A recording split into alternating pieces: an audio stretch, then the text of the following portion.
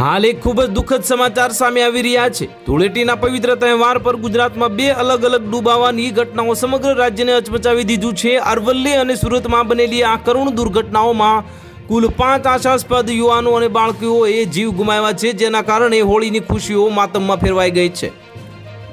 અરવલ્લી જિલ્લાના માલપુર તાલુકાના નવા ગામે હૃદયદ્રાવક ઘટના બની છે। ધૂળેટી રમીને શરીર સાફ કરવા માટે ગામના તળાવમાં નાવા પડેલા બે પિતરાઈ ભાઈઓ રાયચંદ ડામોર અને જયમીન ડામોર ઊંડા પાણીમાં ગરકાવ થઈ ગયા હતા। ધોરણ 5 અને 6 માં અભ્યાસ કરતા માસૂમ બાળકોના મોતથી ડામોર પરિવાર પર આભ તૂટી પડ્યું છે।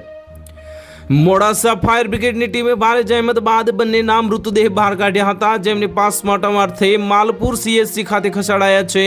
સુરત જિલ્લાના માંગરોળ તાલુકાના પાનસરા ગામ પાસે પણ આવી જ એક ગમખ્વાર ઘટના બની છે। કીમ નદીમાં ધૂળેટીના દિવસે નાવા ગયેલા 3 મિત્રો ઊંડા પાણીમાં ડૂબી ગયા હતા। મૃતકોની ઓળખ ચંદ્રભૂષણ સિંહ, હેપ્પી સિંહ અને સંજય ધનજી માંગુકિયા તરીકે થઈ છે। ફાયર બ્રિગેડ અને સ્થાનિક તરવૈયાઓએ નદીમાંથી ત્રણેયના મૃતદેહ બહાર કાઢી કીમ PHC સેન્ટર ખાતે મોકલી આપ્યા છે અને કોસંબા પોલીસે આ મામલે ગુનો નોંધી આગળની તપાસ હાથ ધરી છે। તો હાલ માટે આટલું જ। મળીશું નવી અપડેટ સાથે। જો તમને વિડીયો પસંદ આવતા હોય તો વિડીયોને લાઇક કરી દેજો, ચેનલને સબસ્ક્રાઇબ કરી બાજુમાં આવેલા બેલ આઇકનને દબાવી દો, જેથી તમને આવા સમાચારની અપડેટ મળતી રહે।